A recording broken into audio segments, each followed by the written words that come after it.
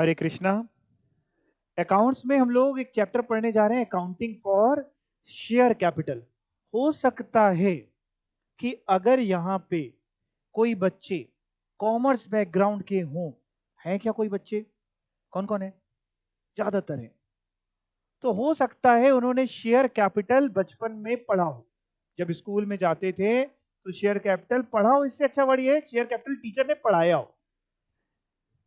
क्योंकि पढ़ा हो तो अलग बात है ना। और वो बड़े बड़े क्वेश्चंस उन्होंने करे हों।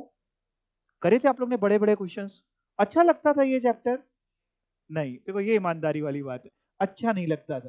कुछ को, एक आधे को हो सकता है अच्छा लगता हो। यहां पे ये चैप्टर इंटरेस्टिंग बन जाता है, क्योंकि यहां पे आपको हम बड़े बड़े क्वेश्चन करने की जरूरत नहीं है। आपसे कोई नहीं कहेगा बड़े क्वेश्चंस करो शेयर कैपिटल पे। आपसे छोटे छोटे पूछेगा, छोटी छोटी चीजें पूछेगा। बड़ी बड़ी चीजें वो आपसे पूछने ही नहीं वाला। यानी बड़ा सिंपल हो जाता है। जैसे प्रो राटा वगैरह हम लोग जब सीखते थे, आपने सीखा होगा, तो बड़े बड़े क्वेश्चंस में बड़ी प्रॉब्लम होती थी। एमसीक्यू में आराम से हो जाता है। एमसीक्यू में ये सारी चीजें निकालना इजी है थोड़ा। तो देखते हैं, अच्छा चैप्टर है अकाउंटिंग फॉर शेयर कैपिटल। तो शेयर्स वगैरह के बारे में इसमें हम लोगों को जानकारी दी जाएगी। चलो शुरुआत करते हैं, थ्योरी से ही पढ़ते हैं। सबसे पहले meaning of shares. I hope हम सभी लोग शेयर्स का मतलब जानते हैं। वैसे अगर केवल शेयर की बात करें तो केवल शेयर का मतलब क्या होता है?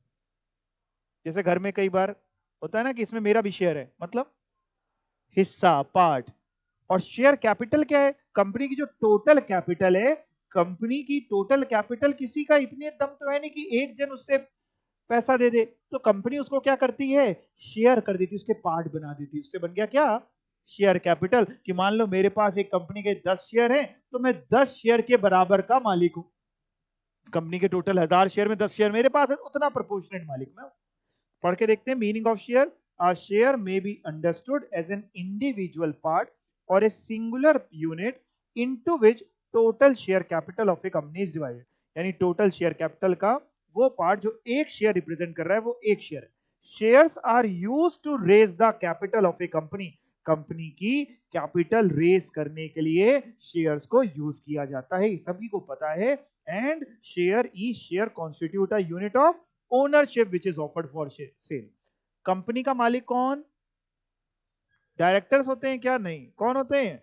Share holder. Share represents a part of the share capital of the company. Example दिया है, कंपनी एबीसी है एक, has a share capital of ₹50 lakh, जो कि डिवाइडेड है 5 लाख शेयर्स ऑफ 10 ईच। जिसमें से नवीन के पास, Naveen is in possession of 6000 share, 6000 share Naveen के पास है। Then he has a share, अगर 6000 शेयर है तो कितने रुपए के हो गए? 60,000 रुपीज के। तो हम ये कह सकते हैं कि Naveen has a share of ₹60,000 in the total capital of ₹50 lakh of the company. Total share capital 50 lakh में नवीन का शेयर 60,000 रुपए का है। यहां तक समझ में आ गई बात? ओके। फिर उसके बाद अब आप आ जाओ यहाँ पे जरा, काइंड्स ऑफ शेयर कैपिटल। वैसे आपको पता है कितनी तरीके की शेयर कैपिटल होते हैं? दो। एक इक्विटी, दूसरा preference. The share capital of a company limited bye share can constitute of two kinds of share capital under the companies act. कौन कौन से shares? Equity shares, preference shares. Preference shares को further bifurcate किया गया है, एक on the basis of dividend के ऊपर, एक on the basis of participation के ऊपर, एंड एक on the basis of convertibility के ऊपर। On the basis of dividend को फर्दर फिर से बांटा गया है कि या तो वो क्यूमुलेटिव प्रेफरेंस शेयर्स होंगे या वो नॉन क्यूमुलेटिव प्रेफरेंस शेयर्स होंगे। क्यूमुलेटिव, नॉन क्यूमुलेटिव आपको पता है क्या होते हैं? ये सारी जानकारी आपको थोड़ी बहुत है? ठीक है, अभी आएगा तो समझाता भी चलूंगा एक एक बार। On the basis of participation में या तो वो पार्टिसिपेटिंग प्रेफरेंस शेयर्स होंगे या वो नॉन पार्टिसिपेटिंग। क्या अंतर है भी समझाएंगे। On the basis of convertibility में या तो वो नॉन कन्वर्टेबल होंगे या वो कन्वर्टेबल प्रेफरेंस शेयर होंगे। तो आइए देखें, equity share capital. Equity share capital with reference to any company limited by share means all share capital, सारी share capital that does not come under preference share capital।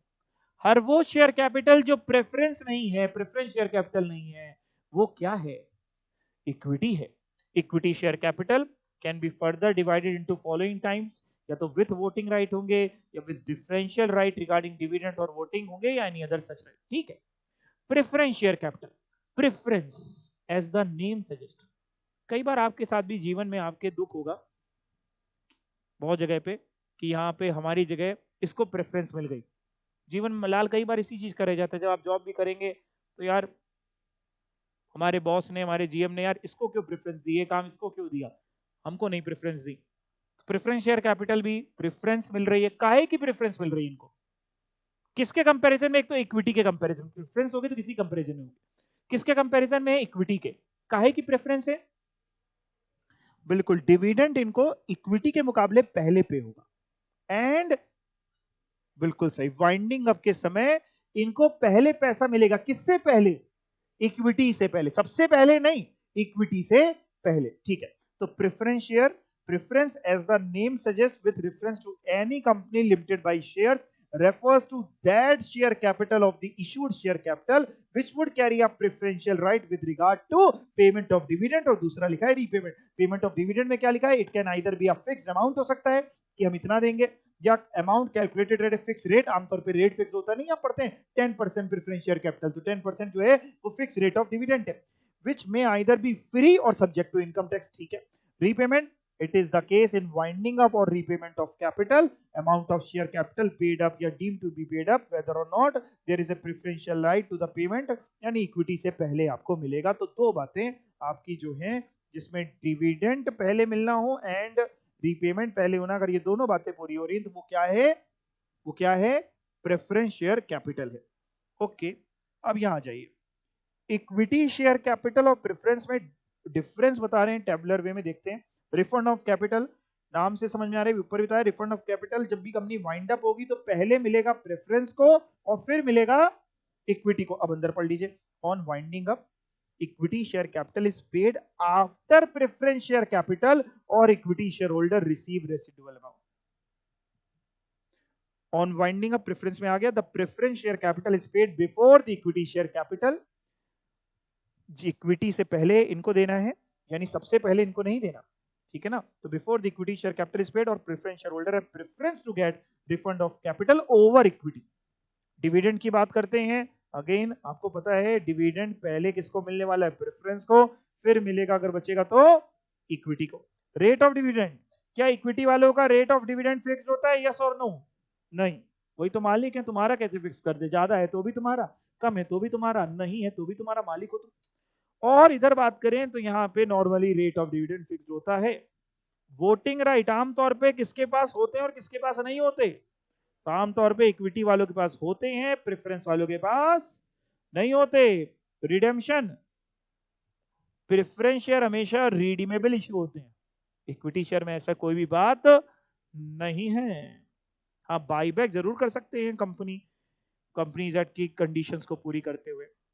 Then अब preference shares को on the basis of dividend दो part में बांटा गया, cumulative preference shares, non cumulative preference share. कोई बच्चा बताना चाहेगा क्या होता है? बिल्कुल सही, समझदार बच्चे यानी ज्ञानी बच्चे, बिल्कुल, बहुत बढ़िया।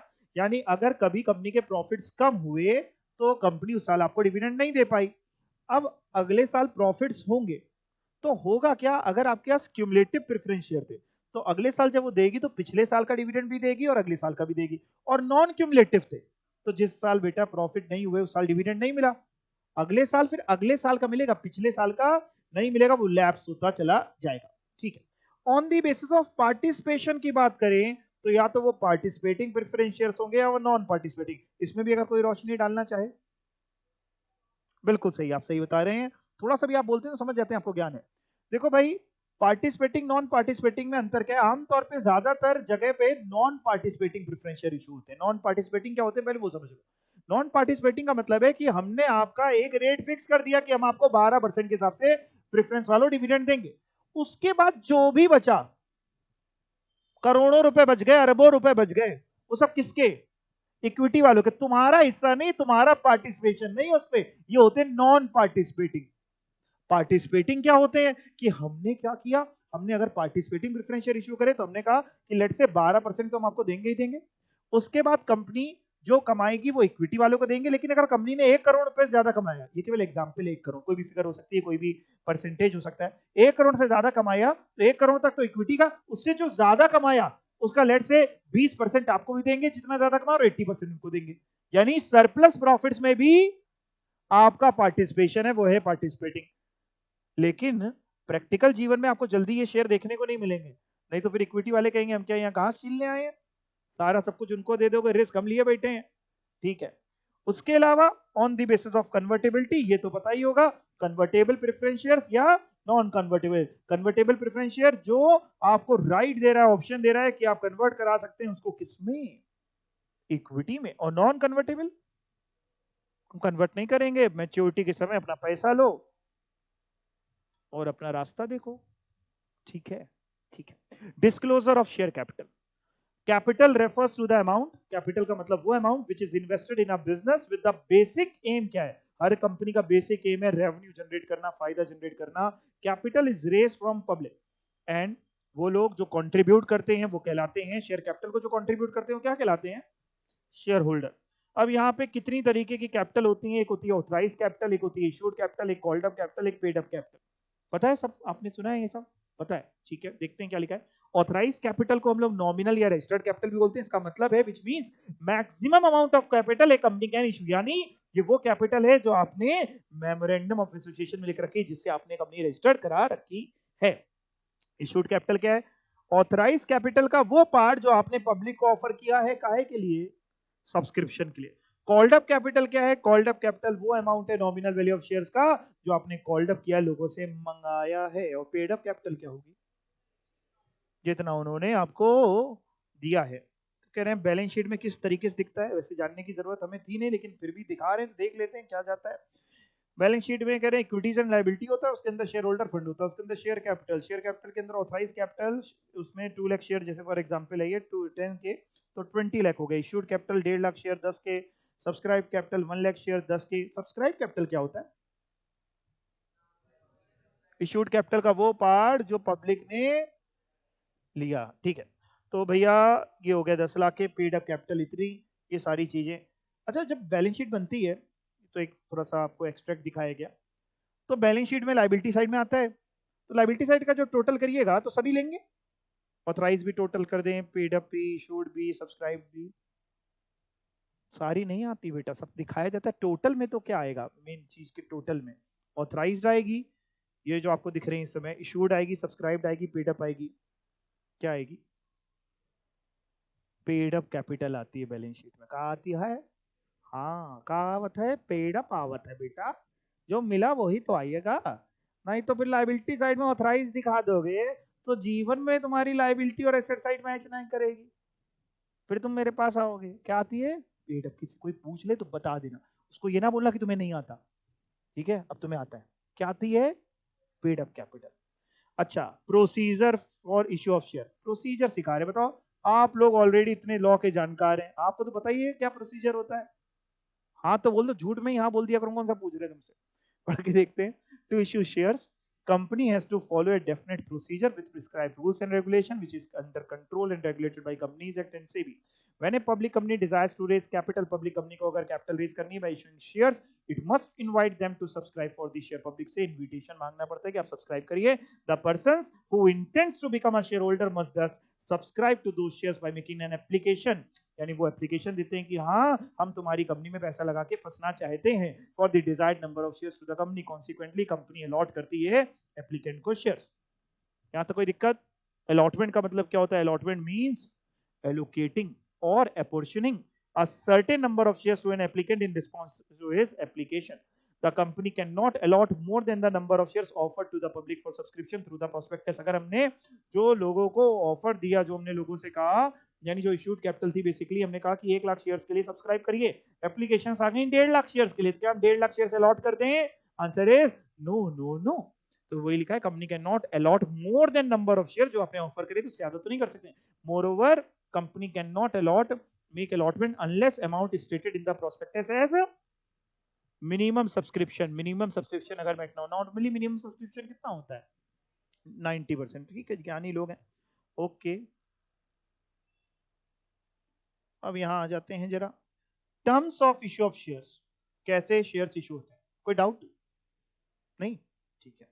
Terms of issue of share, कोई डाउट हो तो हमसे पूछ लेना, ठीक है, आपस में ना पूछना। वेज टू इशू शेयर, कैसे शेयर इशू हो सकते हैं? कह रहे या तो फॉर कैश में होगा या for consideration other than cash. For cash तो समझ में आता है पैसा मिला। अच्छा, जो फॉर कैश लिखा है तो कैश का आज की तारीख मतलब केवल कैश मतलब समझना, बैंक भी समझ के चलो, ठीक है। For consideration other than cash मतलब आपने अपने वेंडर्स को शेयर इशू कर दिया, आपने उनसे कोई सामान खरीदा है ना, बदले में आपने पैसे ना दे के आपने उनसे कहा कि हमारे शेयर्स हैं तो देखो डस्टबिन में पड़े, वहां से उठा लो, मतलब आपने अपने शेयर्स उनको दे दिए। और कैसे दे सकते हैं for consideration other than cash? Creditors को दे सकते हैं कह रहे हैं, ठीक है, वेंडर्स क्रेडिटर्स एक ही बात हो गई। और अंडर राइटर्स को दे सकते हैं, वेरी गुड। अंडर राइटर्स क्या होते हैं ये पता है किसी को? बाकी लोगों को पता है ना, जो शेयर जिनसे हम अंडर राइट कराते हैं, ये भी टॉपिक आएगा इस पे, इसी चैप्टर में आएगा। और प्रमोटर्स को दे सकते हैं, प्रमोटर्स ने कंपनी प्रमोट करी, मेहनत करी, उनका हम एहसान कैसे चुकाएं? जैसी कंपनी प्रमोट करी उसके शेयर दे दें। तो ये सारे बातें, क्या इसमें भी सर अकाउंटिंग एंट्री होगी? बिल्कुल होगी, कैसे होगी सीखेंगे। तो भाई, way to issue share for cash for consideration other than cash, terms of issue under consideration for cash. जब कैश पे करते हैं तो या तो आप पार पे करेंगे या प्रीमियम पे या डिस्काउंट पे। अच्छा, डिस्काउंट की अगर हम बात करते हैं, कर सकते हैं क्या? नहीं कर सकते। कुछ था शायद, मेरे को याद नहीं आ रहा, बहुत पहले पढ़ा था जीवन में। किसको?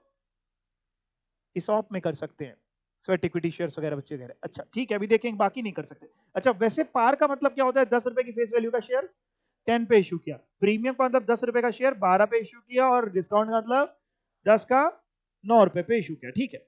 Issue of share at par, par को पढ़ने जा रहे हैं। Shares are set to be issued at par, par पे तब बोलेंगे when issue price is equal to face value और nominal value of the share। यानी फेस वैल्यू 10 है तो इशू प्राइस भी 10 है, इसको बोलते हैं par. That is when the issue price is 10, face value is also 10। When the shares are issued, company may ask for payment of the share either payable in lump sum, that is single installment, or in multiple installment। क्या बोल गए, क्या बोल गए sir? देखो बेटा, हम लोग क्या सिखा रहे हैं आपको? जनरल एंट्री सीखने जा रहे हैं, लेकिन किसकी सीखने जा रहे हैं वो सही से समझना जरूरी है। आपको बताया गया कि शेयर्स या तो कैश में इशू होगा या for consideration other than cash, other than, समझ जाओगे ना, अदर देन कैश लिखा है। कैश में भी आपको ये पढ़ाया गया या तो पार पे होगा या प्रीमियम पे या डिस्काउंट पे। अच्छा, अब मैं आपको जो पढ़ाने जा रहा हूं वो ये पढ़ा रहा हूं, शेयर्स कैश पे अगर इशू हुआ और वो भी पार पे तो क्या होगा, ये पढ़ना है अभी। शेयर्स किस पे इशू है? कैश में, और वो भी पार पे। और पार के अंदर भी दो बातें, पार के अंदर क्या, प्रीमियम में भी दो बातें यही होंगी, डिस्काउंट में भी यही होंगी। पार के अंदर दो बातें, या तो तुम पूरा पैसा एक ही बार में ले लोगे, तुम कहोगे 10 रुपए का शेयर है, फेस वैल्यू 10 रुपए, इशू प्राइस 10 रुपए, और पूरे 10 रुपए एक बार में चाहिए, जिसको बोलते हैं लमसम या सिंगल इंस्टॉलमेंट। या फिर तुम उसको इंस्टॉलमेंट में बना दोगे कि 10 रुपए का शेयर है तो एक काम करना, 2 रुपए एप्लीकेशन के समय दे देना, 3 रुपए अलॉटमेंट के समय दे देना, 2 रुपए फर्स्ट कॉल के समय दे देना, 3 रुपए सेकंड एंड फाइनल कॉल के समय दे देना। ठीक, जरा ये बताना, जनरल एंट्री किस में समझे, लमसम वाले में कि इंस्टॉलमेंट वाले में? दोनों में समझनी पड़ेंगी। किसमें नंबर ऑफ एंट्रीज ज्यादा होंगी? इंस्टॉलमेंट में। और किसमें कम होंगी? लमसम में। ठीक है बेटा, ठीक है, वेरी गुड, आप सही बोल रहे हैं। तो आप समझ गए हम लोग क्या सीख रहे हैं। कैश पे शेयर इशू हुआ है, पार पे हुआ है, वो भी पहले लमसम का सीख रहे हैं, ए वाला point. When shares are issued at par and are payable in full in a lump sum, तो क्या एंट्री करें? लिखा है on receipt of application money, जब पैसा मिला तो इसमें कितने मिलेंगे? अगर 10 रुपए का शेयर है, 10 पे इशू किया, लमसम में मंगा रहे हैं तो कितने मिलेंगे? 10 रुपए इंटू नंबर ऑफ शेयर जितने अप्लाई होंगे, वो तो डीम्ड ही है। तो एंट्री कह रहे हैं bank account debit to share application. मैं इसमें थोड़ा सा ना अपने हिसाब से चेंज कराना चाह रहा हूं। जब लमसम में होता है तो टू शेयर एप्लीकेशन केवल नहीं लिखना चाहिए, एंड शेयर अलॉटमेंट लिख दें तो ज्यादा अच्छा है। अगर एप्लीकेशन लिख भी दिया केवल, तो ऐसा नहीं कि फांसी की सजा मिल जाएगी कि बिल्कुल ही खराब है, नहीं नहीं, ठीक है वो भी, लेकिन ज्यादा अच्छा ये है। तो आप लिखना चाहें तो लिख लें, bank account debit to share application and share allotment. एक ही बार में, जब लमसम में होता है ना, तो एक ही बार में bank account debit to share application and share allotment, 10 रुपए 10 रुपए। फिर उसकी अगली एंट्री एक और एंट्री होगी, एक ही एंट्री में थोड़ा ना काम होगा, इसकी अगली एंट्री में आप शेयर्स को अलॉट करेंगे। शेयर्स को अलॉट कैसे करेंगे? शेयर एप्लीकेशन एंड यहाँ पे भी करो, ऊपर किया तो यहाँ पे भी करो, and share allotment account debit to बेटा शेयर कैपिटल 10 रुपए 10 रुपए।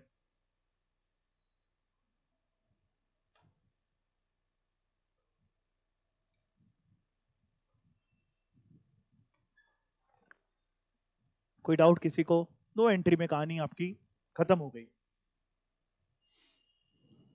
अच्छा, अगर यहाँ पे सपोज करो आपके पास प्रेफरेंस शेयर्स भी हैं, क्वेश्चन में इक्विटी शेयर्स भी हैं, तो एंट्री तो यही रहेगी, बस थोड़ा सा हम लोग बताने के लिए। इक्विटी होगा तो जैसे bank account debit to equity share application and share allotment. Equity, फिर अगली entry equity share application and share allotment to share equity share capital. Preference होगा तो bank account debit to preference share application and share allotment, and उसके बाद preference share application and share allotment to, जैसे 10% है तो to 10% preference share capital. तो ये तो बड़ा डीम्ड सी बात है। और केवल अगर शेयर लिखा है क्वेश्चन में तो आप कौन सा मानोगे?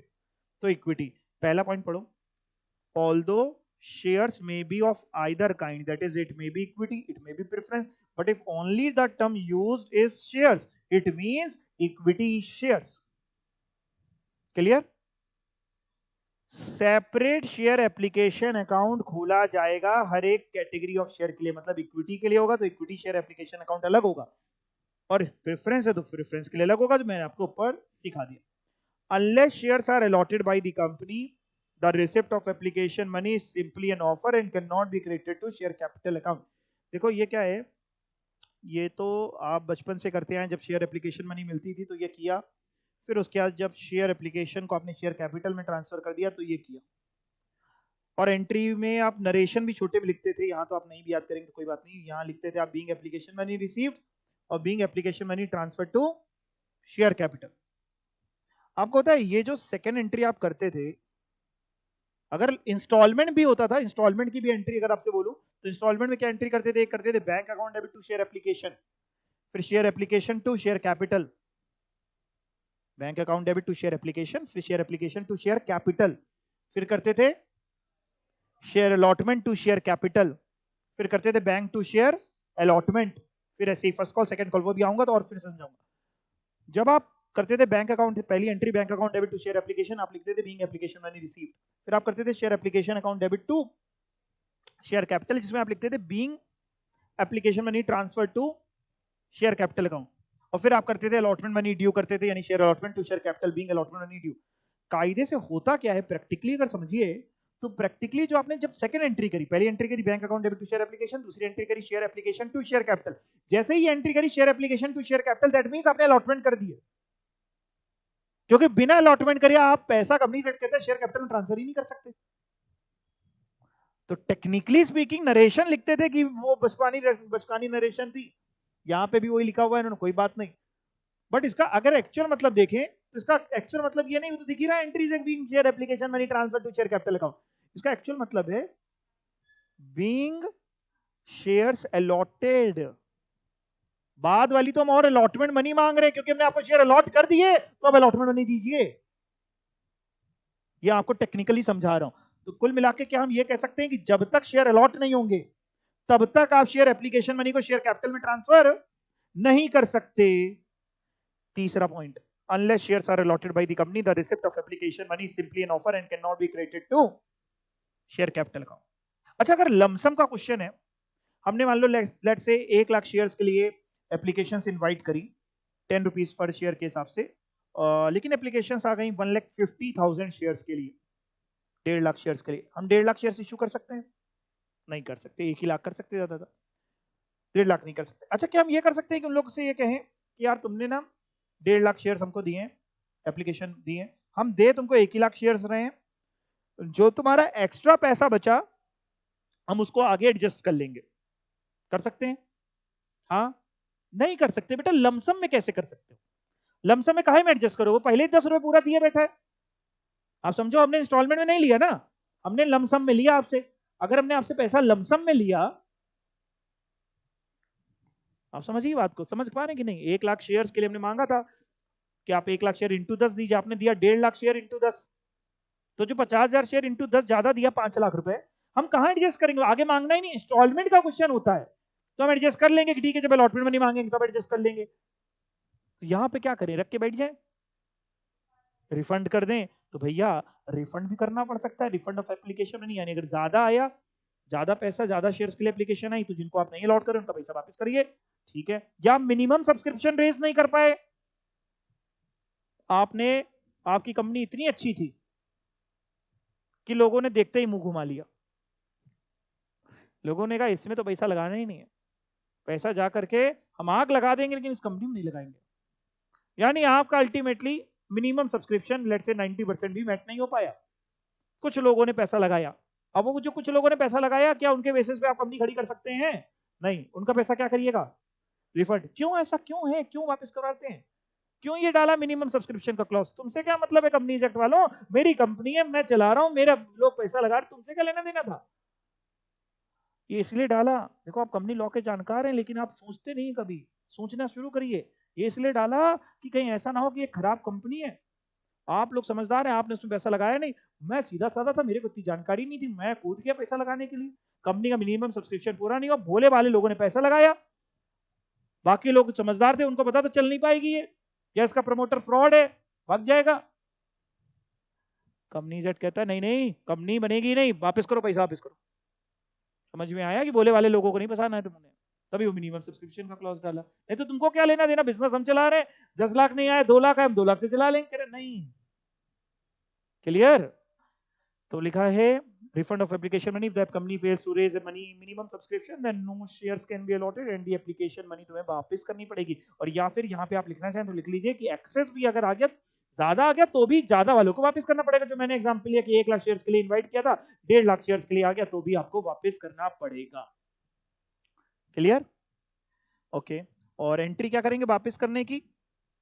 शेयर एप्लीकेशन एंड अलॉटमेंट भी लमसम का ही सीख रहे हैं ना, share application and allotment to bank. यानी देखिए जब पैसा आया था तो आपने करा bank to share application and share allotment, जब पैसा आपने ट्रांसफर करना है शेयर कैपिटल में तो जितना ट्रांसफर करना है उससे share application and share allotment to share capital, और जो रिफंड करना है उसके लिए share application and share allotment to bank. या आप चाहो तो ये 3 एंट्री अगर आप ना करना चाहो तो सेकंड एंट्री जो आप कर रहे हो यहीं पे रिफंड को मर्ज कर दो। मतलब ये जो सेकंड एंट्री इस समय आपको दिख रही है इसी में आप कर दो share application and share allotment account debit to share capital account to bank account, वो आपकी मर्जी, मतलब एक ही है।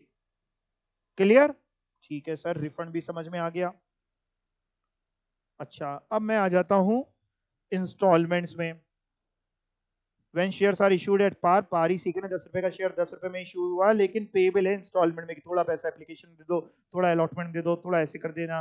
देखते हैं क्या है। When shares are not payable in lump sum, that is single installment नहीं है, तो उसको कहते हैं number of installment, multiple installment after allotment.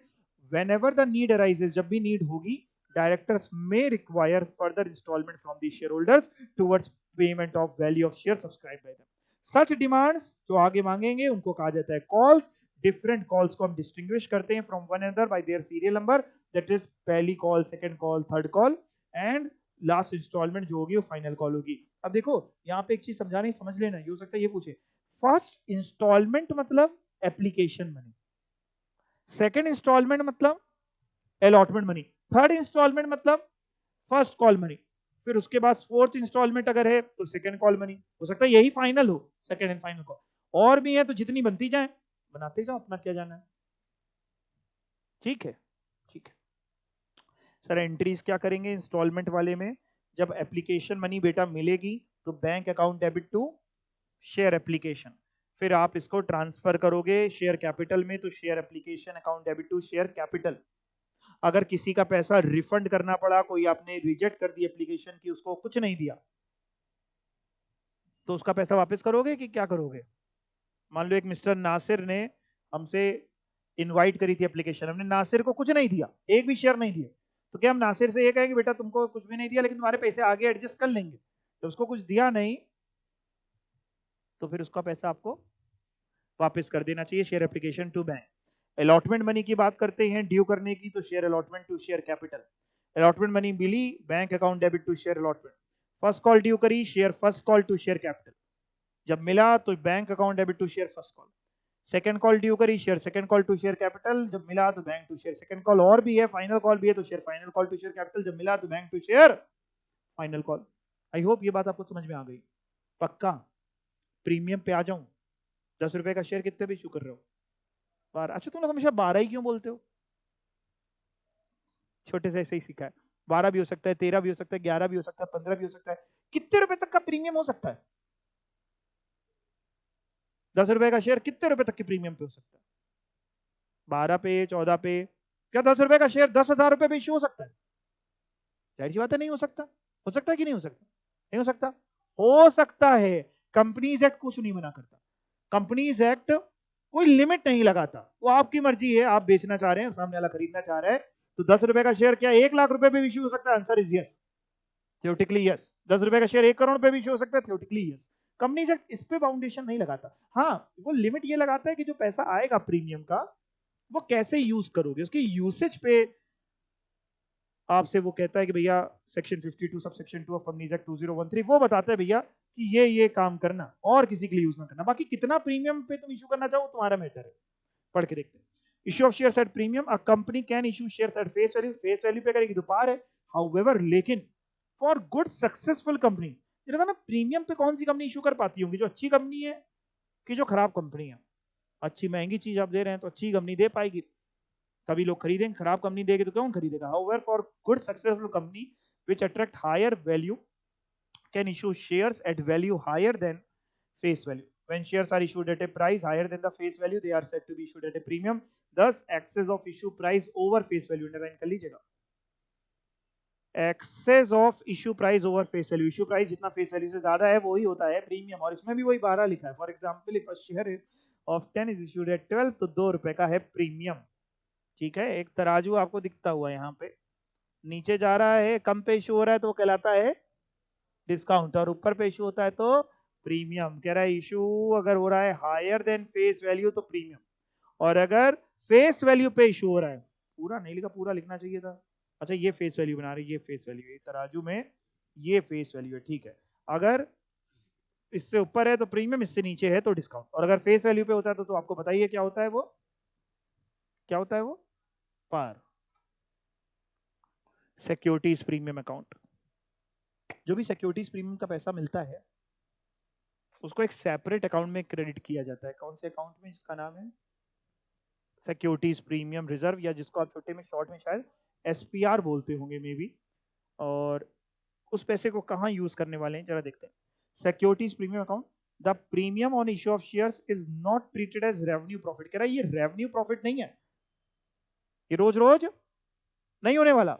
In fact it is considered as capital receipt as per companies act 2013 when a company issue shares at a premium, whether चाहे वो cash पे हो या अदरवाइज हो, यानी for consideration other than cash ही क्यों ना हो, तो sum equal to aggregate amount of premium collected on this share, जो भी आपको प्रीमियम के लिए पैसा मिला must be credited to a separate account, underline कर लीजिएगा, कॉल्ड सिक्योरिटीज प्रीमियम अकाउंट, या छोटे में आप एसपीआर भी इसको बोलते हैं, कोई दिक्कत उसमें नहीं है। तो उसको हम सिक्योरिटीज प्रीमियम अकाउंट में ले जाते हैं। अब लाइन क्या लिखी है? There are no restriction in the companies act on the issue of shares at a premium, but there are certain restrictions at the time of it disposal. समझ में नहीं आई लाइन? हाँ, समझा दिया था, वही है कि प्रीमियम पे इशू करने पे कोई रेस्ट्रिक्शन नहीं है, कितना भी प्रीमियम आप दे सकते हैं, लगा सकते हैं, जो आपको करना हो। उसके डिस्पोजल पे, उसके यूसेज पे रेस्ट्रिक्शन है। वो क्या है? Restriction on application of premium money received under section 52 subsection 2। हो सकता है आपने पढ़ा हो इसको कंपनी लॉ में, कितने बच्चों ने पढ़ा है कभी इसको? बाकी ने पढ़ा नहीं, ऐसा कैसे हो सकता है? ये कभी कंपनी लॉ में नहीं आया ये मुद्दा, प्रीमियम है। अच्छा, ठीक है ठीक है ठीक है ठीक है, चलो मैं एक बार पढ़ा देता हूँ। Restrictions on application of premium money received under section 52 subsection 2 of the companies act 2013, the security premium account में be applied by the company.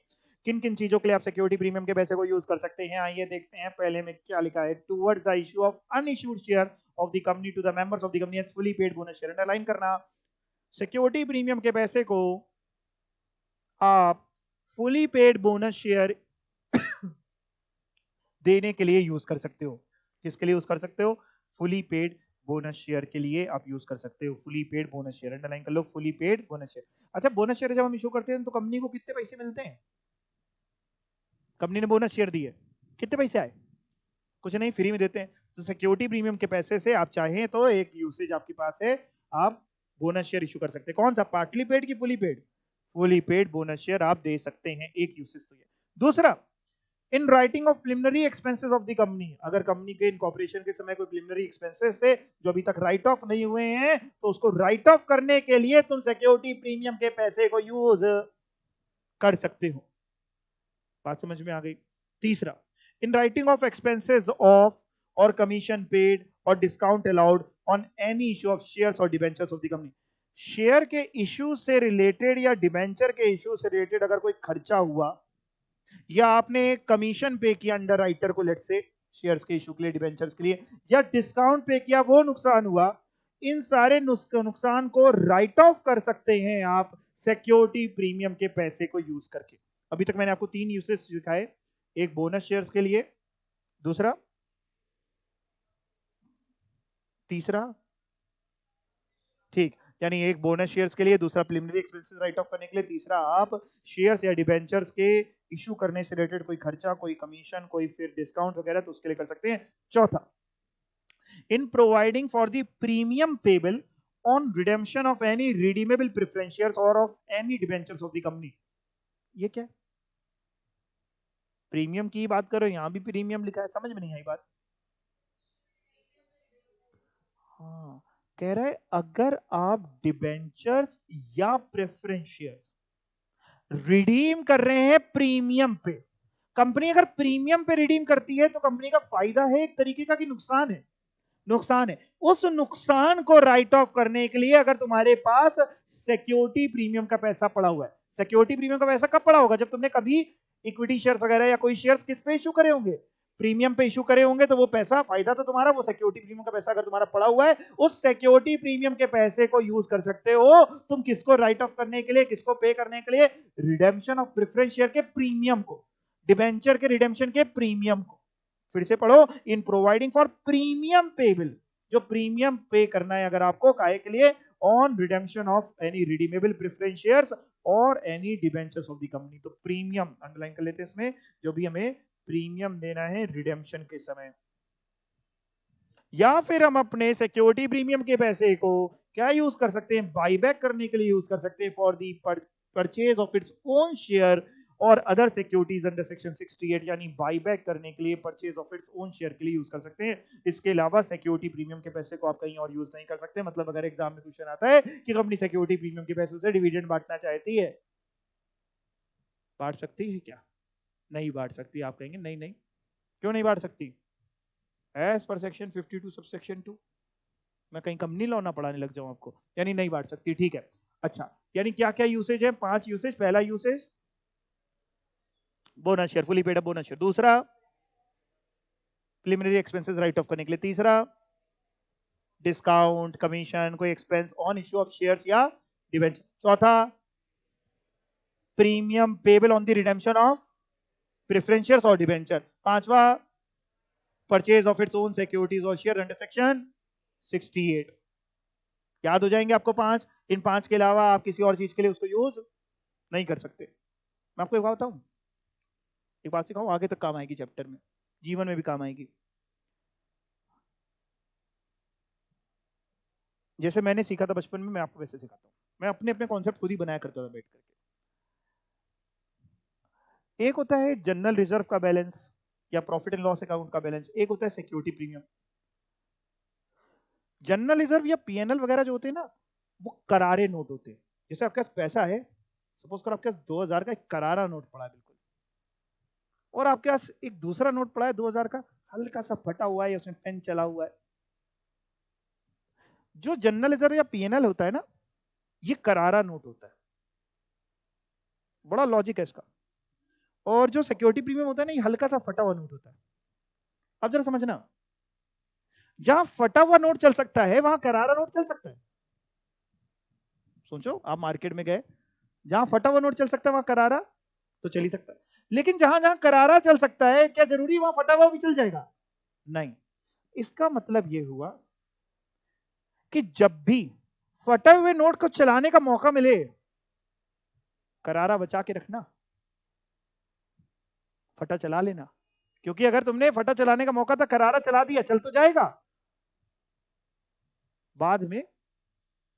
समझ में आ गई आपको बात?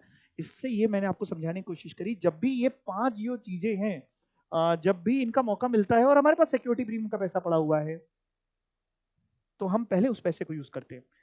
जो और इससे इससे भी एक फटा हुआ एक और नोट होता है, बहुत फटा हुआ नोट होता है, एक बहुत फटा हुआ नोट होता है CRR, कैपिटल रिडेम्पशन रिजर्व। उसका केवल एक यूज होता है,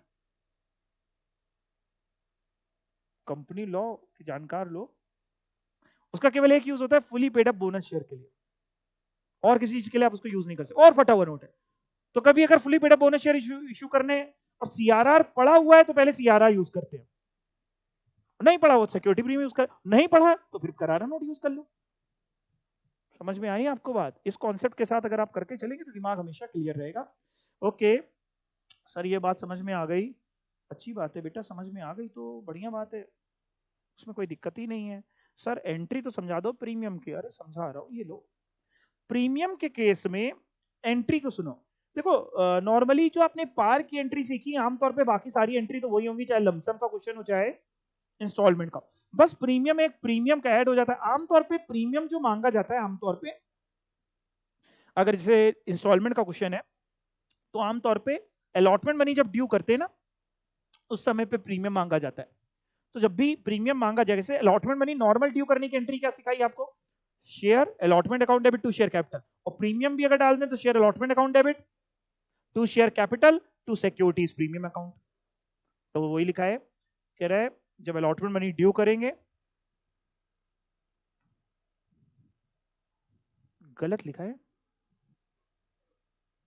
नहीं सही लिखा है, share allotment account debit to share capital to securities premium. आप ये एंट्री समझ पाइए कौन सी एंट्री है? इंस्टॉलमेंट वाली जो थी ना, इंस्टॉलमेंट की बेसिकली थर्ड एंट्री। इंस्टॉलमेंट की पहली एंट्री थी bank account debit to share capital, दूसरी थी, सॉरी पहली गलत बोला, bank account debit to share application, दूसरी थी share application to share capital, और तीसरी थी share allotment to share capital. ये जो शेयर अलॉटमेंट डेबिट है, ये होगा, टू शेयर कैपिटल भी होगा, और साथ में अब यहाँ पे और क्या आ चुका है, सिक्योरिटीज प्रीमियम भी आ चुका है। ये अगर लमसम का ही क्वेश्चन होगा, तो लमसम के क्वेश्चन में हम लोग ने 2 एंट्री करी थी, पार वाले में पहले वो समझाता हूं। पहली एंट्री करी थी bank account debit to share application and allotment, दूसरी करी थी share application and allotment to share capital. अब अगर लमसम का क्वेश्चन होगा, तो पहली एंट्री तो यही रहेगी, bank account debit to share application and allotment, और दूसरी एंट्री में share application and allotment account debit to share capital to securities premium. Lump sum में तो वहीं पे खत्म करना पड़ेगा ना प्रीमियम का भी, ठीक है। अच्छा जैसे मान लो अलॉटमेंट की नॉमिनल वैल्यू है 3 रुपए और 2 रुपए प्रीमियम का है, अलॉटमेंट की नॉमिनल वैल्यू मान लो 3 रुपए, 2 रुपए प्रीमियम का है, तो ये एंट्री जब करोगे तो फिगर क्या भरोगे, शेयर अलॉटमेंट अकाउंट डेबिट में कितने रुपए आएंगे, 5 आएंगे, सिक्योरिटीज प्रीमियम में 2, शेयर कैपिटल में 3। डिस्काउंट की भी बात कर लेते हैं, जैसा कि आपने बताया था। हाँ बेटा, हाँ प्रीमियम मनी अभी हमने मांगा है, ड्यू किया, ये प्रीमियम मनी मांगा है, फिर अगली एंट्री में मिल जाएगा पैसा, तो अगली एंट्री में वही करना है, bank account debit to share allotment, हमने पहले ही 5 रुपए डाला हुआ है, तो बैंक अकाउंट डेबिट 5 रुपए टू शेयर अलॉटमेंट 5 रुपए इंटू नंबर ऑफ शेयर, मतलब ठीक है। और कोई डाउट किसी को? नहीं, पूछना है तो पूछ सकते हैं। ओके, अब मैं बात करता हूं कि अगर मैंने शेयर्स इशू कर रहे हैं डिस्काउंट पे, तो भाई क्या होगा, पहले तो कर सकते हैं नहीं कर सकते हैं, अपने आप पढ़िए पूरा, जल्दी से पढ़िए।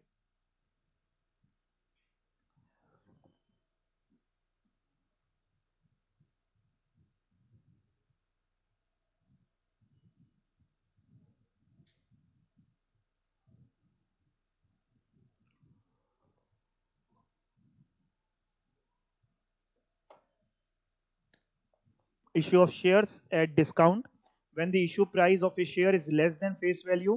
10 रुपए का शेयर की फेस वैल्यू थी, उससे कम पे आपने इशू किया, 9 पे इशू किया, तो 1 रुपए का वो डिस्काउंट है। It is said to have been issued at a discount. For example, if a company issue shares of 10 at 9, the shares are said to be issued at a discount, the amount of discount would be 1। in this case discount on share underline कर लीजिएगा, company जब discount पे issue करती है तो company का फायदा है कि लॉस है, लॉस है। Discount on shares is a loss of the company. अब देखते हैं जरा मनाई क्या है, prohibition on the issue of shares on discount as per section 53, underline करो, As per section 53 of the Companies Act 2013, a company cannot issue shares at a discount except as provided in section 54 for issue of sweat equity share. कह रहा है section 53 कहता है कि एक company discount पे issue नहीं कर सकती सिवाय उसके जो सेक्शन 54 इजाजत दे रहा है issue of sweat equity share के। अगर एग्जाम में आपसे पूछे कि डिस्काउंट पे शेयर इशू करना कौन सा सेक्शन मना करता है, एक ऑप्शन दिया है 53, एक 54, कौन है? 53 मना कर रहा है। As per section 53 of Companies Act, a company shall not issue shares at a discount except as provided in section 54 for issue of share equity share. Any share issued by a company at a discount price shall be void। और अगर तब भी तुमने इसके अलावा कुछ कर दिया तो वो void होगा, साथ में पेनल्टी प्रोविजंस भी हैं, पेनल्टी भी अंडरलाइन कर लीजिए। फर्दर सेक्शन 53 का सबसेक्शन 3 अगर पढ़ा जाए तो वो कहता है, मेंशन करता है पेनल्टी प्रोविजंस को, which read as under where any company fails to comply with the provision of this section। यानी अगर आपने मना किया था डिस्काउंट पे लेकिन आपने डिस्काउंट पे इशू कर दिया तो होगा क्या? Such company and every officer who is in default.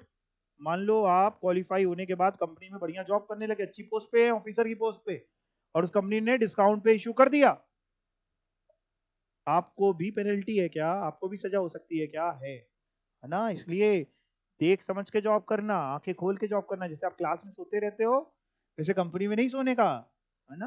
तो कह रहे हैं such company and every officer. अब आप ऑफिसर में अपने आप को भी गिना करो, ठीक है ना? अब आप थोड़े बड़े हो जाओ, अपने आप को गिना करो।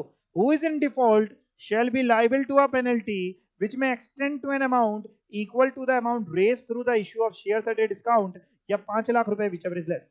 कितनी पेनल्टी? जितना अमाउंट तुम्हें शेयर्स इशू करके मिला या 5 लाख रुपए, अच्छी खासी रकम है।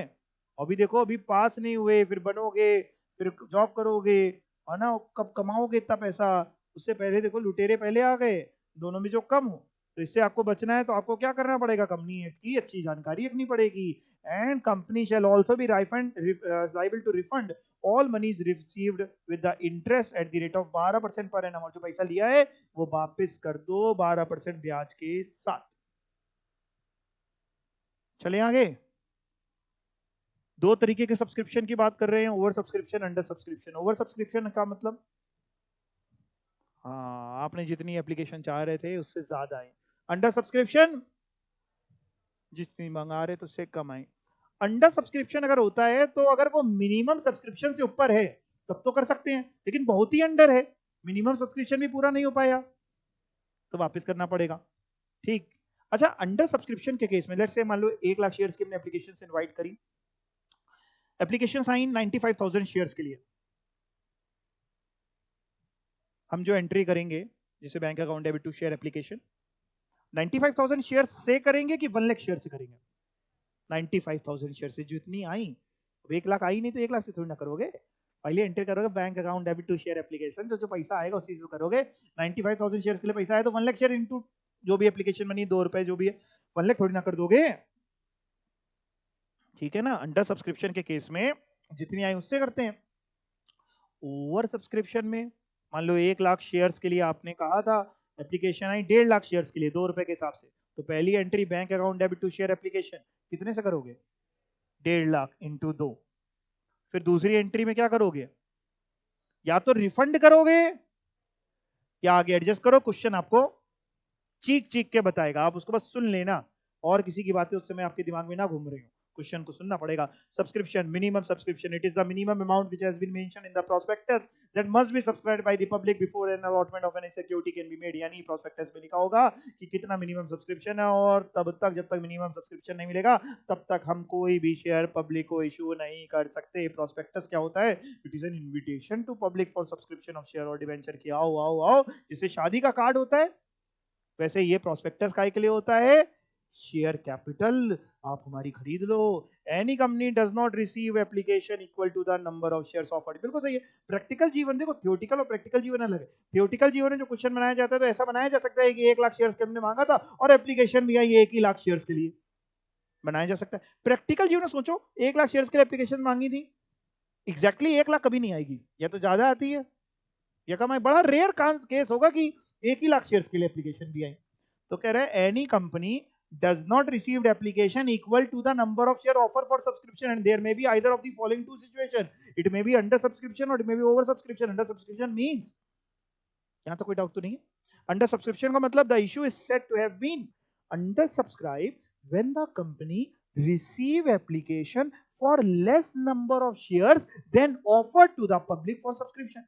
मतलब तुमको एप्लीकेशंस मिली 95,000 शेयर्स के लिए, जबकि तुमने ऑफर किया था, तुम ही लोग बताओ कितना लिख दें, 1 लाख शेयर्स के लिए, तो वो अंडर सब्सक्राइब्ड है। The issue is set to be have been under subscribed when the company receive application for less number of shares than offered to the public for subscription. In this case, company does not face any problem regarding allotment. इस case में pro rata को कोई system बनाने की जरूरत पड़ेगी क्या? Pro rata होता क्या है?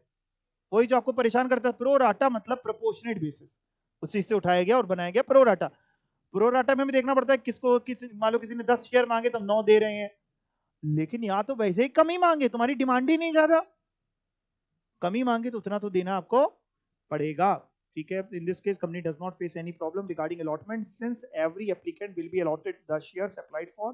हर एक एप्लीकेंट ने जो जो मांगा हम उसको दे रहे हैं, and the company can proceed with allotment provided, लेकिन एक कंडीशन है, आप अलॉटमेंट के साथ आगे बढ़ सकते हैं, लेकिन प्रोवाइडेड क्या पूरा हो गया हो, मिनिमम सब्सक्रिप्शन इज मेट।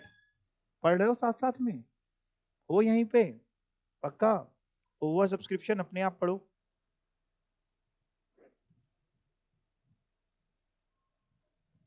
बोल बोल के पढ़ो, मेरे पास आवाज आनी चाहिए।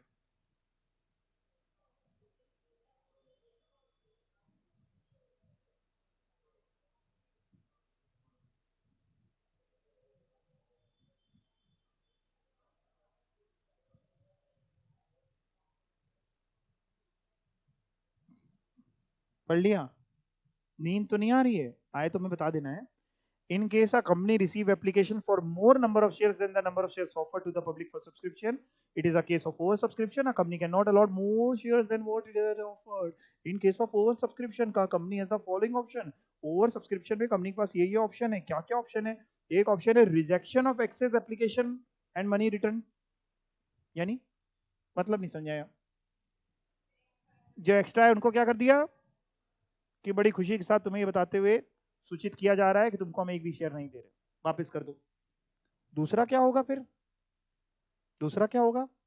एक्सेस एप्लीकेशन मनी को हम एडजस्ट करेंगे टुवर्ड्स अलॉटमेंट। पहले रिफंड की बात करते हैं। The company may reject the application for share which are received in excess of the shares offered, and a letter of rejection is sent to such applicants. In this case, application money received from these applicants is refunded to them in full. और उनका पैसा वापस करने के लिए entry तो ऊपर ही सिखा दी थी, share application account debit to bank. और अगर लमसम का क्वेश्चन होता तो तुमने अगर पहली एंट्री में bank account debit to share application and allotment किया होता तो रिफंड के समय share application and share allotment account debit to bank कर देते, उसमें कोई दिक्कत ही नहीं होती तुमको। पता है कभी भी किसी बच्चे को रिफंड करने में दिक्कत नहीं होती, बच्चा जो झूलता है वो एडजस्टमेंट में झूलता है, लेकिन अगर कॉन्सेप्चुअली सोच के चलोगे क्वेश्चन को तो उसमें कुछ होता नहीं है। मैं आपको जब क्वेश्चन कराऊंगा तो आपको समझा दूंगा इजी तरीके से, बड़ा इजी तरीके से आपको समझा दूंगा, कुछ होता नहीं उसमें। तो अगर दूसरा ऑप्शन है एक्सेस एप्लीकेशन मनी को आप एडजस्ट कर लीजिए किसमें, अलॉटमेंट के समय मे बी, तो share application to share allotment, और तब भी पैसा एक्स्ट्रा बच गया, अलॉटमेंट में एडजस्ट करने के बाद भी ज्यादा बच गया तो कॉल्स इन एडवांस में एडजस्ट कर लेना। यहां तक बात आपकी समझ में आ गई? अब इधर आ जाओ, calls in advance and interest on calls in advance. Calls in advance का मतलब क्या होता है? इस दुनिया में 3 तरीके के लोग होते हैं। कितने तरीके के? 3 तरीके के। एक वो लोग जिनसे पैसा मांगो तो वो दे देते, मांगा दे दिया। दूसरे वो लोग जिनसे आप मांगते मांगते थक जाओ, वो बंदा पैसा आपको देगा नहीं। और तीसरे वो लोग जो भगवान का दूसरा रूप होते हैं, जिनसे आपने पैसा मांगा नहीं, उन्होंने एडवांस में आपको पैसा दे दिया। जिन्होंने बिन मांगे दे दिया वो है कॉल्स इन एडवांस। कंपनी की अभी कॉल ड्यू नहीं हुई, आपने अलॉटमेंट के समय ही आगे का भी पैसा दे दिया, ये लो। अगर कंपनी अलाउ करती है तो आप दे सकते हो, कोई बात नहीं। अगर आपने एडवांस में पैसा दे दिया तो वो पैसा कंपनी के लिए एसेट है कि लाइबिलिटी है? लाइबिलिटी कंपनी के लिए एक तरीके का डेट है, उसको लाइबिलिटी में कंपनी दिखाएगी जब तक कॉल ड्यू नहीं हो जाती तब तक। और साथ में कंपनी आपको उसके ऊपर पे करेगी एक चीज, इंटरेस्ट। इसी का उल्टा क्या है, कॉल्स इन एरियर्स। आपने मांगा, उसने दिया नहीं, तो वो बनता है कॉल्स इन एरियर्स, और इस पे ब्याज कंपनी को मिलता है। कौन देगा? Share holder. तो यही दोनों बातें, पहले calls in advance and interest on calls in advance.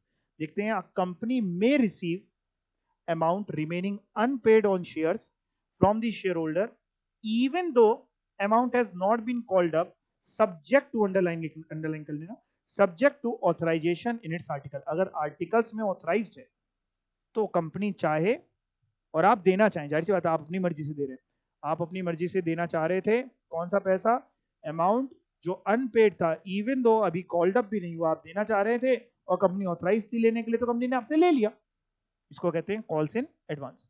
In case where number of shares allotted to a person is much smaller than the number applied for and the terms of issue permit the company to retain the amount received in excess of application and allotment money, it shall be calls in advance। बहुत खूबसूरत बात बोल गए, इतनी खूबसूरत बात बोल गए कि आपको समझ में नहीं आई। देखो, इसको प्रैक्टिकली एग्जांपल से समझो। मान लो एक मिस्टर ए है, अच्छा इसको मिस्टर ए को बाद में लेंगे, पहले ऐसे लेते। मान लो आपने अपने शेयर्स इशू करे जिसमें आपने लोगों से कहा कि एप्लीकेशन के समय तुम दे देना हमें 2 रुपए, अलॉटमेंट के समय दे देना, तुम लोग बताओ कितने, जो तुम लोग बताओगे वही लिख देंगे, 3 रुपए, ठीक है। और फर्स्ट कॉल के समय कितने दे देना, 2 रुपए, चलो 2 रुपए, और बड़ा करना है, second call and final call कर दें इसको 3 रुपए। और यहीं अगर प्रीमियम का होता तो थोड़ा बढ़ जाता है, ये पार का क्वेश्चन 10 रुपए बन रहा है, ठीक है। एक सज्जन थे, सज्जन का नाम था मिस्टर सज्जन, मिस्टर एस। सज्जन ने क्या किया, सज्जन ने एप्लीकेशंस दी, एप्लीकेशंस दी 1 लाख शेयर्स के लिए। कितने शेयर्स के लिए बेटा, 1 लाख शेयर्स के लिए। जब एप्लीकेशन 1 लाख शेयर के लिए दी तो इन्होंने कितना पैसा एप्लीकेशन मनी दिया होगा? भाई एप्लीकेशन के साथ कोरी कोरी एप्लीकेशन थोड़ी ना होगी, इसमें पैसा तो लगाना पड़ेगा ना। कितने रुपए, 2 रुपए के हिसाब से, यानी कितना, 2 लाख रुपए। कंपनी ने उन सज्जन को प्रो राटा अलॉटमेंट करते हुए केवल 10,000 शेयर्स इशू करे। कितने, 10,000। 10,000 शेयर पे एप्लीकेशन मनी बनती कितनी है, 20,000, 2 रुपए के हिसाब से 20,000 रुपए। उसने हमें दिया कितना है, ये मैंने ऐसा एग्जाम्पल लिया जिसमें सब समझा डालूंगा। उसने हमें दिया कितना है, 2 लाख रुपए, बनता कितना है, 20,000। अब एक्सेस कितना बच गया? अगर कंपनी ऑथराइज्ड है इस पैसे को रिटेन करके आगे यूज करने के लिए तो ठीक है। अगर ऑथराइज नहीं है तो अभी क्या करना पड़ेगा कंपनी को, इस पूरा 1,80,000 रुपए वापस करेंगे और फिर जैसे जैसे जो ड्यू होता जाएगा मांगते जाएंगे। एक तरीका तो ये, उसमें तो कोई आसान दिक्कत ही नहीं है, रिफंड करने की एंट्री आपको बताया। लेकिन मान लो कंपनी कह रही है इसको आगे एडजस्ट कर लेंगे। अब आगे एडजस्ट करने के लिए वो रोकना चाहती है, तो आपसे पूछ रही रोके, हमने कहा रोक लो। कह रही कितना रोक ले, जरा बताना कितना रोक ले। अलॉटमेंट के समय कितना चाहिए होगा इस बंदे से, सज्जन से, 10,000 शेयर इंटू अलॉटमेंट मनी कितने की है, 3, 30,000 तो अलॉटमेंट के समय चाहिए होगा। अगर 30,000 रोक भी लिया तब भी कितना बच गया, 1.5 लाख बच गया, अभी भी और बच गया। अब क्या करें, आप कह रहे हैं कॉल्स के लिए रोक लो, ठीक है रोक लेते हैं। आपने कहा फर्स्ट कॉल में कितना चाहिए होगा, 2 रुपए की फर्स्ट कॉल है, 10,000 शेयर दिए हैं तो 20,000 वो चाहिए होगा। 20,000 अगर ये रोक लिया तो भी 1,30,000 बच गया। ये जो 20,000 रोका इसको कहते हैं, ये भी एक तरीके का कॉल्स इन एडवांस है। एक कॉल्स इन एडवांस की अपनी मर्जी से आपने दे दिया, एक है कि आपने एक्स्ट्रा पैसा दिया तो उसको आगे एडजस्ट कर लें, कॉल्स इन एडवांस। अब भी बच गया। अब हम क्या करें, सेकंड कॉल कितने की है, 3 रुपए की, यानी 30,000, इसमें एडजस्ट कर लें। तब भी बच रहा है कितना, 1 लाख। इस 1 लाख का क्या करें, क्या करें इस 1 लाख का, रिफंड कर दें? कब रिफंड करें? सेकंड कॉल ड्यू होने के बाद? कब रिफंड करें? रिफंड का भी तो एक समय होना चाहिए ना। किस समय रिफंड करना सही लगता है? अलॉटमेंट के समय ही रिफंड कर दें कि बाद में जब सेकंड कॉल ड्यू हो जाएगी एडजस्ट करने के बाद जो बचेगा दे देंगे? बात तोड़ने जा रहे हैं यार, बोलो भाई। एडजस्टमेंट तो आप पहले कर सकते हैं ना, कैलकुलेशन तो सारे पहले करके बैठे होना चाहिए ना आपको। अब आपको पता है 1 लाख रुपए तब भी बहुत ज्यादा सरप्लस बच रहा है, तो उसको रोक के क्या करोगे? उसको तो क्या करना है? रिफंड करना है। नहीं बचता तो कोई बात ही नहीं थी। तो मैंने इसलिए ऐसा एग्जाम्पल लिया, बहुत गैप रखा एप्लीकेशन जितने की आई और अलॉटमेंट जितने की आई। तो अगर एप्लीकेशन मनी बहुत ज्यादा शेयर्स की है, अलॉटमेंट मनी बहुत कम शेयर्स की है, और आपने अलॉटमेंट मनी एडजस्ट कर ली, उसके बाद भी पैसा बच रहा है, तो कॉल में एडजस्ट कर लो। तो कॉल में जो एडजस्ट करोगे अगर मान लो जितना भी, तो वो कॉल्स इन एडवांस है। और मैंने इसमें ही जानबूझ के ज्यादा इसलिए लिया कि अगर मैंने ये भी सिखाना चाह रहा था कि आखिरी में भी बहुत ही ज्यादा बच आ रहा है, तो रोकना केवल उतना ही, रोक उतना ही सकते हो जितना पार्टली पेड को फुली पेड बनाने के लिए जरूरत है। एक बार आपको लग रहा है ये फुली पेड बन जाएगा, उसके बाद भी इतना बच जाएगा, तो उसको रोकना नहीं है, उस पैसे को उसको क्या करना है? रिफंड करना है। ठीक है,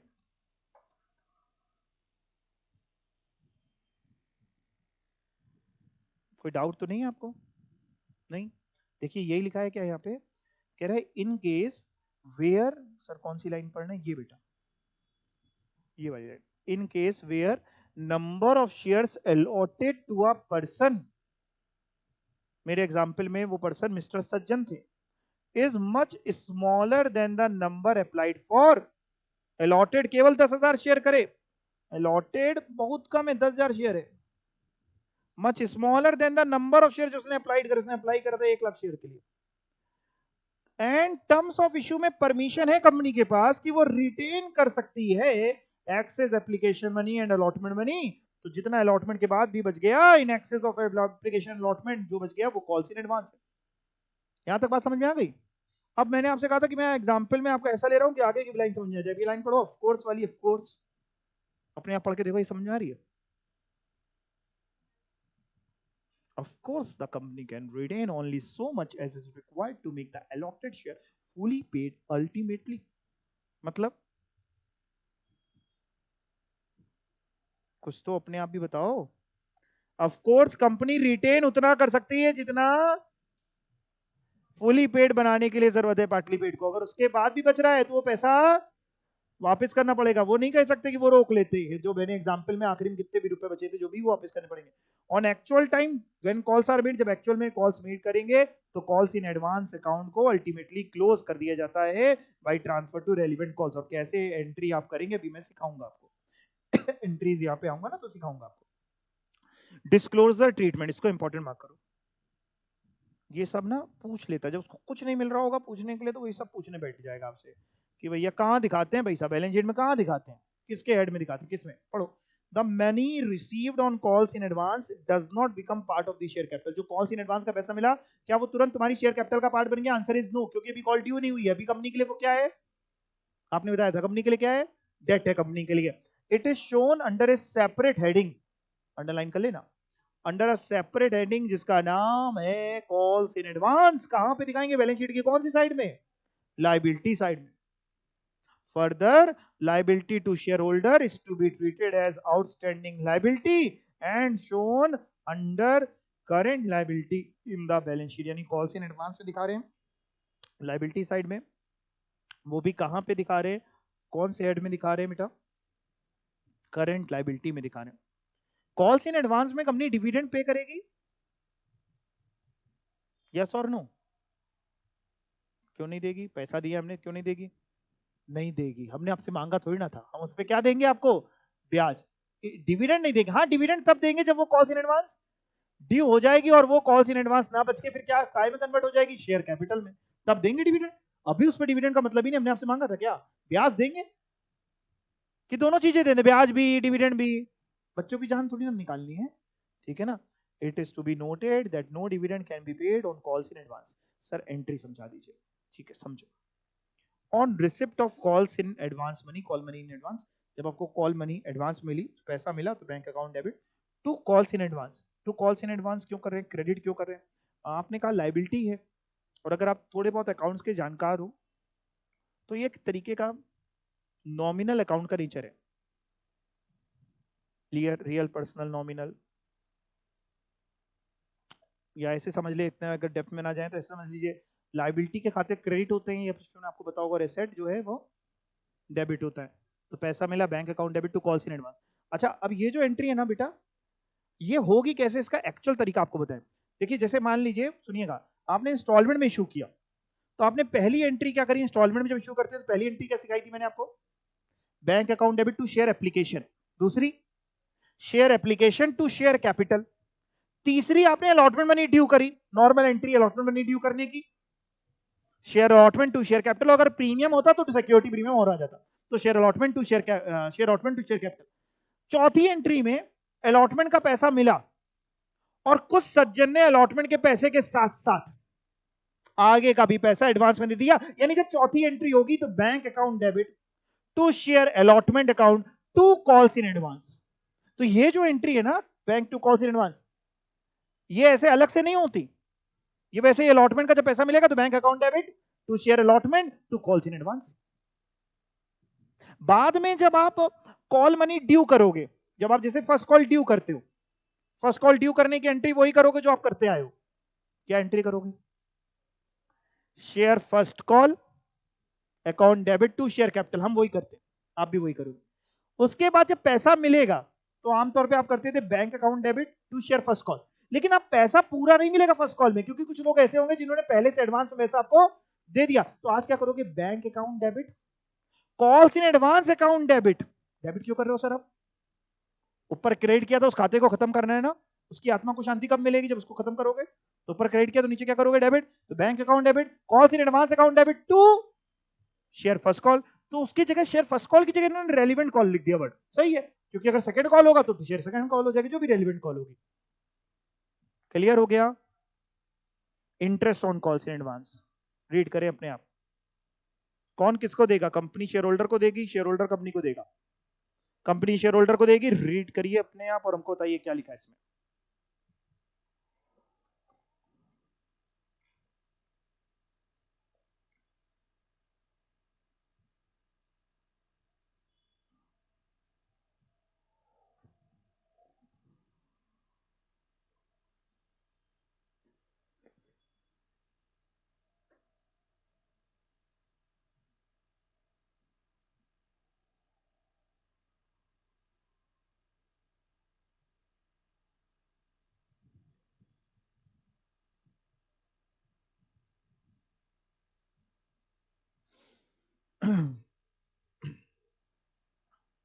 interest on calls in advance की हम लोग बात करें।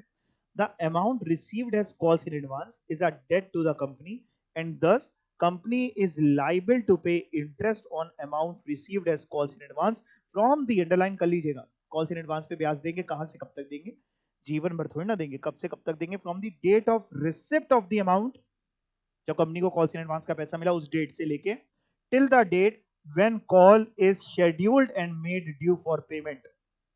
मतलब समझ में आ गया, यानी जब पैसा मिला वहां से लेकर के जब ड्यू डेट आएगी, जब कॉल ड्यू होगी, वहां तक का ब्याज कंपनी आपको पे करेगी। Generally articles of the company specify the rate at which interest will be payable on calls in advance. Articles में लिखा होता है, if articles do not contain such rate, तो ये टेबल लगेगी कंपनीज एक्ट 2013 की, जो कि ये मैटर छोड़ देती है बोर्ड ऑफ डायरेक्टर के ऊपर कि आप डिसाइड करिएगा क्या ब्याज का रेट है, subject to maximum rate of 12%। यानी क्या बोल गए इस पूरे पैरा में, ये बोल गए कि आमतौर पे आर्टिकल्स में रेट स्पेसिफाई होता है, अगर आर्टिकल्स में रेट स्पेसिफाई नहीं है तो बोर्ड ऑफ डायरेक्टर्स डिसाइड करें क्या करना है, और ज्यादा से ज्यादा कितना दे सकते हैं, 12%। जैसे डिविडेंड होता है, प्रॉफिट हुआ तो देंगे, नहीं हुआ तो नहीं देंगे, interest on calls in advance देना पड़ेगा। ब्याज जो होता है ना, ये चार्ज अगेंस्ट प्रॉफिट होता है।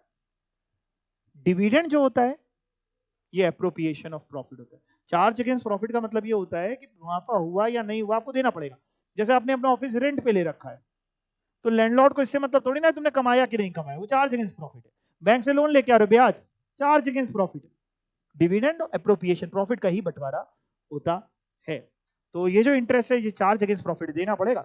Interest payable on calls in advance is a charge against profits of the company, as such interest on calls in advance must be paid even when no profit is earn by the company. Entry क्या करेंगे? अच्छा, interest on calls in advance company देगी तो company के पास पैसा आएगा कि जाएगा? जाएगा। यानी बैंक अकाउंट डेबिट होना चाहिए कि क्रेडिट होना चाहिए? क्रेडिट होना चाहिए। और किस चीज के लिए पैसा दे रही है? Interest on calls in advance. एक तरीके से interest on calls in advance company के लिए एक्सपेंस है कि इनकम है? एक्सपेंस है, नॉमिनल नेचर है, नॉमिनल अकाउंट का रूल होता है debit all expenses and losses. तो अगर डेबिट है तो भैया interest on calls in advance account debit to पैसा यानी टू बैंक। यहां तक बात समझ में आ गई? जितने भी ये फायदे या नुकसान के खाते होते हैं ना, ये आपको पता है आखिरी में जाके, बिल्कुल सही आप कह रहे हो, आखिरी में पीएनएल में दफन हो जाते हैं। आप बोल रहे हैं प्रॉफिट एंड लॉस में ट्रांसफर हो जाते हैं, हम थोड़ा ऐसे बोल रहे हैं पीएनएल में दफन हो जाते हैं। आप याद करिए, आप छोटे में जब प्रॉफिट एंड लॉस अकाउंट बनाते थे, ट्रेडिंग पीएनएल अगर कभी बनाया हो तो उसमें रियल अकाउंट नहीं लेके जाते थे, पर्सनल अकाउंट भी नहीं लेके जाते थे, नॉमिनल लेके जाते थे। रियल और पर्सनल पहुंच जाते हैं बैलेंस शीट में, उसके बैलेंसेस बचते हैं, वो बैलेंस शीट में पहुंच जाते हैं। बिल्डिंग तो बिल्डिंग बचती है ना, बिल्डिंग का जो बैलेंस है आफ्टर डिप्रीशिएशन वो बैलेंस शीट में पहुंचता है। बट रेंट अकाउंट कभी बैलेंस शीट में देखा? रेंट आ रहा है। तो ये जितने नॉमिनल अकाउंट है पीएनएल में दफन हो जाते हैं। तभी जैसे रेंट आपने किसी को दिया तो आप रेंट देते समय एंट्री करते हो, मैं आपको बड़ा टेक्निकली समझा रहा हूं, रेंट देते समय एंट्री करते हो, rent account debit to cash, rent दिया, रेंट का खर्चा है, रेंट डेबिट हुआ। फिर रेंट पीएनएल में जब ले जाते हो तो प्रॉफिट एंड लॉस में टू रेंट लिखते हो, क्योंकि रेंट डेबिट किया था। आज जब टू रेंट करोगे तभी तो रेंट का खाता क्लोज होगा। तो profit and loss account entry देखो तो profit and loss account debit to rent. कोई इनकम का खाता हो, कहीं से हमको ब्याज मिला हो, ब्याज मिला, मिलने की बात कर रहे हैं, अब ये वाला तो केस है देने का, मैं मिलने वाला समझा रहा हूं। ब्याज मिला तो एंट्री होती है bank account debit to interest received. फिर पीएनएल में क्या करते हो? ट्रेडिंग पीएनएल में बाई साइड में ले जाते हो, तो बाई साइड में ले जाने का मतलब है interest receive debit to PNL किया, तभी वो खाता दफन होता है। तो हम लोग बोलते हैं कि आखिरी में नॉमिनल अकाउंट सारे क्या होते हैं? दफन हो जाते हैं। ठीक है, तो भैया इस इंटरेस्ट को भी दफन करना पड़ेगा आपको, ये किया गया है थर्ड एंट्री में। सेकंड अभी समझाता हूं क्या लिखा है। थर्ड एंट्री में PNL account debit to interest on calls in advance, ये समझ गए? पीएनएल डेबिट हुआ है और to interest on calls in advance क्यों हुआ है? क्योंकि भैया पहली एंट्री में interest on calls in advance debit है, तो इसको दफन करना है, तो इसको क्या करना पड़ेगा? क्रेडिट करना पड़ेगा। सर ये तो बात समझ में आ गई? हाँ बेटा। फिर सर ये सेकंड एंट्री क्या है, समझा रहा हूं। देखो पहली एंट्री ये थी, हमने interest on calls in advance का पैसा दे दिया, कैलकुलेट किया और पे कर दिया, हमने कहा छोड़ो लो, तो एंट्री करी interest on calls in advance to bank. दूसरा ये समझा रहे हैं कि अभी मान लो ड्यू हो गया लेकिन अभी हमने पे नहीं किया, हमने कहा बाद में पे कर देंगे, तो मेरी लाइबिलिटी है, अभी नहीं पे किया तो बाद में पे कर देंगे। तो फिर हम एंट्री करेंगे interest on calls in advance to sundry share holder, liability calculate करें। If interest on calls in advance is not paid in cash, अभी पैसा नहीं दिया, तो एंट्री करेंगे interest on calls in advance to cash की जगह क्या कर दिया? To sundry share holder. फिर जब पैसा दे दोगे, जब भी दोगे, आज कल परसों एक महीने बाद, तो sundry share holder account debit to bank हो जाएगा। वो नहीं लिखा यहाँ पे लेकिन वो तो यही जाएगा। समझ गए? मतलब ये तीन एंट्री नहीं है, दो ही होनी है। मतलब कहने का मतलब पहली और दूसरी में कोई एक होगी, या तो ये होगी या ये होगी, दोनों मत कर देना। पैसा तुरंत दे रहे हैं तो इंटरेस्ट ऑन कॉल से एडवांस टू बैंक, तुरंत नहीं दे रहे हैं तो to share sundry share holders. और बाद में तीसरी एंट्री तो होगी होगी, चाहे पहला केस हो चाहे दूसरा केस हो, ये वाली एंट्री तो होनी होनी है। बोलो आगे चले। अगला टॉपिक काय का दिख रहा है? कॉल्स इन एरियर्स का। आपने पैसा मांगा शेयर होल्डर से और शेयर होल्डर ने आपको पैसा नहीं दिया, वो है कॉल्स इन एरियर्स। अपने आप पढ़ो।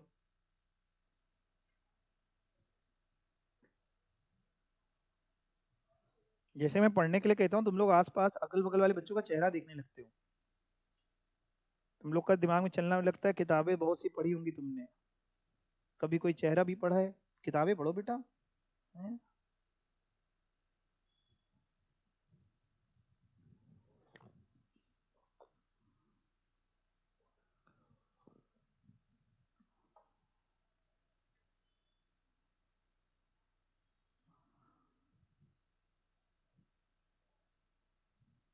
बिल्कुल सही बता रहे, बच्चा कह रहा है कॉल्स इन एरियर्स होता है, राइट, वेरी गुड। पढ़िए अब इसको।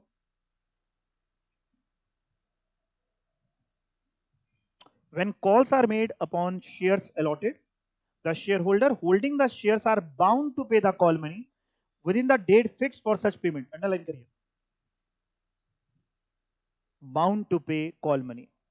देखो, एक शेयर होल्डर ने आपकी कंपनी का शेयर खरीदा, उसने एप्लीकेशन मनी दे दिया, अलॉटमेंट मनी नहीं दे दिया, आगे मान लो नहीं दे रहा, ये उसकी लाइबिलिटी है देना कि उसकी मर्जी पे दे कि ना दे? लाइबिलिटी है, बाउंड टू पे। क्यों? कारण, हमने तुम्हारे कंधे पे कंपनी खोली, तुमने इंटरेस्ट दिखाया था कि हाँ हम हैं, पीछे खड़े हुए हैं, हम तुम्हें एप्लीकेशन मनी दे रहे हैं, हम तुम्हें अलॉटमेंट मनी दे रहे हैं, हम तुम्हें जब जरूरत पड़ेगी तो फर्स्ट कॉल देंगे जब तुम मांगोगे। हमने कंपनी खोल दी, सब कुछ कर दिया, सारे एम्प्लॉइज रख लिए, मशीन लगा दी, माल बेच रहे हैं, सब कुछ कर रहे हैं। आज जब हम तुमसे पैसा मांग रहे हैं तो पैसा देने से कैसे मना कर सकते हो? तुम मालिक हो, मालिक कैसे पीछे हट सकता है? बाउंड टू पे। तभी तभी तभी उनके शेयर्स फोरफीट किए जाते हैं। आपको पता है डिबेंचर्स में भी, अगर हमने डिबेंचर्स इंस्टॉलमेंट में इशू किया, डिबेंचर 100 रुपए का डिबेंचर था, हमने कंपनी ने इशू किया, 20 अभी दे दो, 30 बाद में दे देना, फिर 20 दे देना, फिर 30। डिबेंचर वालों ने अगर पैसा नहीं दिया है तो वो भी कॉल सीनियर, लेकिन डिबेंचर वालों को कभी फोरफीट नहीं किया जाता। डिबेंचर वालों को फोरफीट कभी देखा? शेयर फोरफीचर आपने पढ़ा है? डिबेंचर फोरफीचर पढ़ा है कि किसी ने? होता ही नहीं, तो क्यों पढ़ाएगा? क्यों नहीं होता ये आप सोचिए। इसलिए नहीं होता क्योंकि डिबेंचर वाला तो जो है वो एक कंपनी को लोन दे रहा है, जब वो तो इसके बराबर हो गया जैसे मान लो आपके पास आपका पड़ोसी आया आपसे लोन मांगने, आप आज निकल रहे थे, क्लास में आ रहे थे, आपका पड़ोसी आया, भैया 500 दे दो, शाम को वापस कर देंगे, अभी दे रहे, आपने उसको दे दिया 500, वो शाम को फिर आया 200 और दो, आपने कहा नहीं देंगे, उसने सोच लो वो 500 वापस नहीं करेंगे। क्या वो लीगली फोरफीट कर सकता है इस कारण से कि आप 200 और नहीं दे रहे? नहीं, आपने उधार दिया था। सेम तरीके से बैंक से आप लोन लेकर के आए, कल को दोबारा लोन मांगने गए, बैंक ने मना कर दिया, तो क्या आप कहोगे पहला वाला भी नहीं देंगे, जाओ दोबारा फोरफीट कर दिया, जब कल ये में आता है करना? नहीं। शेयर में क्यों कर सकते हैं फिर? शेयर वाले में क्या बिगाड़ा है? उसने ये बिगाड़ा है कि तुमने कहा था कि तुम मेरी कंपनी के मालिक बनोगे, तुम्हारे भरोसे पे हमने काम किया, तुम कैसे पीछे हट सकते हो? और तुम अगर हट रहे हो तो हम शेयर फोरफीट भी कर सकते हैं वहां, इसलिए फोरफीचर तक बात पहुंचती है। इसलिए ये लाइन लिखी है, आप पढ़ तो लेते हैं लेकिन एक एक लाइन की अहमियत को नहीं समझते। लिखा है when calls are made upon shares allotted, the share holders holding the shares are bound to pay the call money within the fixed date fixed for such payment. If a shareholder makes a default for payment of the call money within the appointed date, the amount thus paid for payment on a call is called call scenario. Interest on call scenarios, the interest is recoverable according to the provisions जो आपके articles में लिखे हैं। लेकिन अगर आपका article silent है तो table F of schedule 1 shall be applicable. ठीक है, क्या बताने की कोशिश कर रहे हैं? shall be applicable which prescribe that if such as that if a sum called in respect of shares is not paid before or on the day appointed for the payment, the person who failed to pay shall pay thereof from the day appointed। Underline करिएगा, कहां से कहां तक अब वो बंदा company को ब्याज देगा? From the day appointed for the payment, जो ड्यू डेट थी पेमेंट की, वहां से लेके to the date of actual payment, जब तक तुमने नहीं दिया वहां से वहां तक का ब्याज देंगे at a rate not exceeding 10%। यानी वैसे तो आर्टिकल्स में लिखा है, आर्टिकल्स में नहीं लिखा, तो फिर ज्यादा से ज्यादा मुझसे कितना ब्याज ले सकते हैं? 10%। क्या डायरेक्टर्स चाहें तो ये ब्याज को वेव भी कर सकते हैं कि ठीक है यार तुम केवल पैसा दे दो, ब्याज ना दो? हाँ, ये पावर है। However, the directors have the right अधिकार to waive the payment of interest on calls in arrears। Interest on calls in arrears की एंट्री क्या होगी? देखो, the interest on calls in arrear account is transfer to PNL account. Okay, पहले calls in arrears की entry समझा रहे हैं। Calls in arrears account debit to relevant call, फिर उसके बाद उसको आपको जब भी पैसा मिलेगा तो bank account debit to calls in arrears. Interest on calls in arrears की एंट्री इन्होंने नहीं लिखी, मैं आपको लिखवा देता हूँ। पहले तो ये कॉल्स इन एरियर्स की एंट्री समझा दूं, फिर इंटरेस्ट की लिखवाता हूं। ये लिखा क्या है कॉल्स इन एरियर्स की एंट्री, इसको समझा दूं।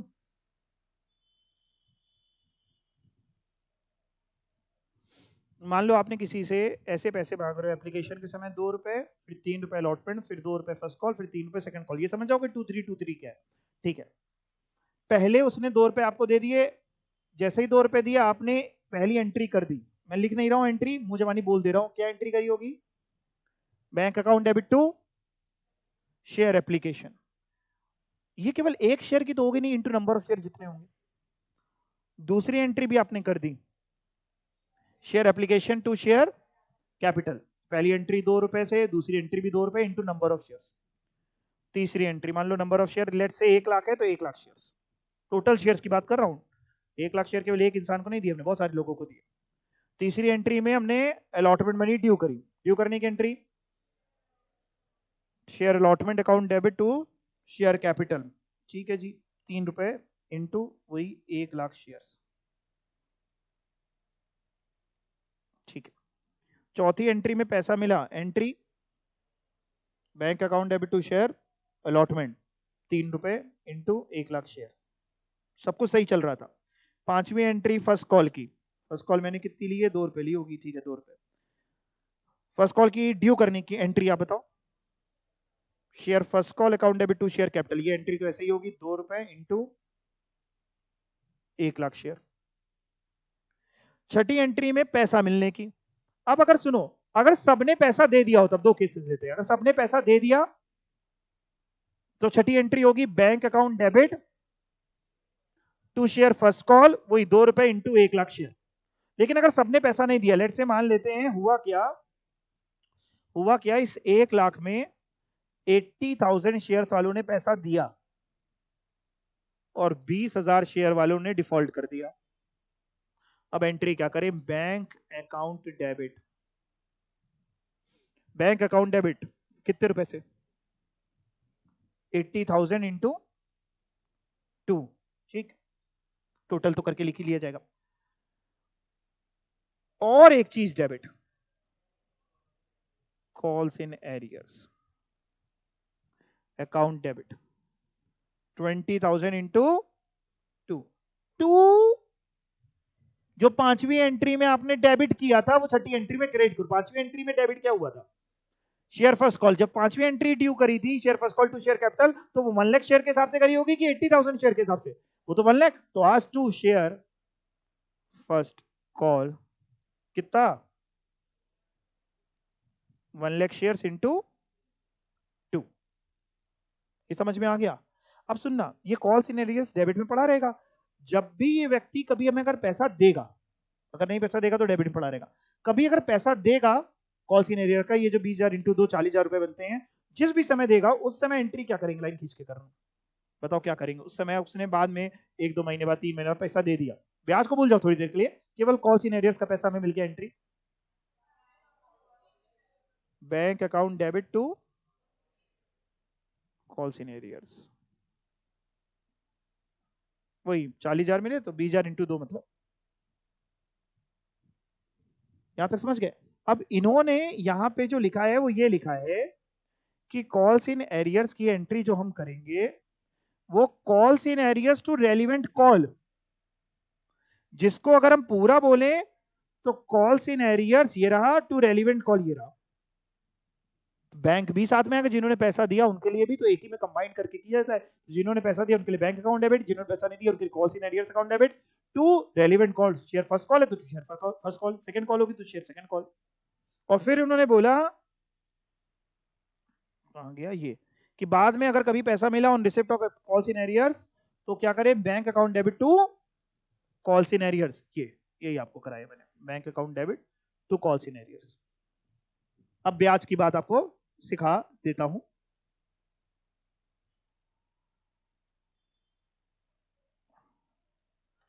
कॉल्स इन एडवांस वाले के ब्याज के लिए तो क्या सिखाया मैंने आपको? कॉल्स इन एडवांस का ब्याज यानी interest on calls in advance की एंट्री क्या सीखी आपने? Interest on calls in advance account debit to bank, और बाद में पीएनएल में ट्रांसफर करना, यानी PNL debit to interest on calls in advance. Calls in arrears के लिए आपको ब्याज मिलेगा कि आप दोगे? मिलेगा। मिलेगा तो bank account debit to interest on calls in arrears, और बाद में इसको पीएनएल भेज दोगे तो एंट्री। बिल्कुल सही आप बोल रहे हो, बिल्कुल सही। यानी आप ब्याज मिला तो बैंक, मैं शॉर्ट में लिख दूं, bank to interest on calls in CIA लिख दे रहा हूं, कॉल्स इन एरियर्स। ठीक है, और फिर आप इस ब्याज को पीएनएल में आप करो ट्रांसफर करेंगे, यानी अगली एंट्री में interest on calls in arrears to profit and loss account. बोलो, इतनी बात समझ में आ गई? कोई डाउट किसी को? थक तो नहीं गए आप? हैं जी? नहाया ना नहाया है? नहीं थके कह रहे हो ना, ऐसे करते नहीं लाने का मतलब थक गए हैं। कंटिन्यू करें, आगे चले, नहीं इतना ही करें आज, चलो ठीक है। अच्छा मैं एक शर्त पे छोड़ रहा हूँ आपको, शर्त नहीं मानी तो अगली क्लास में जल्दी नहीं छोड़ूंगा। ये जो टॉपिक अब आपको दिख रहा है आगे, एक बार आप रीड करके आना तो अगली क्लास में जब मैं समझाऊंगा तो थोड़ा जल्दी कंप्लीट हो जाएगा। ठीक है, थैंक यू।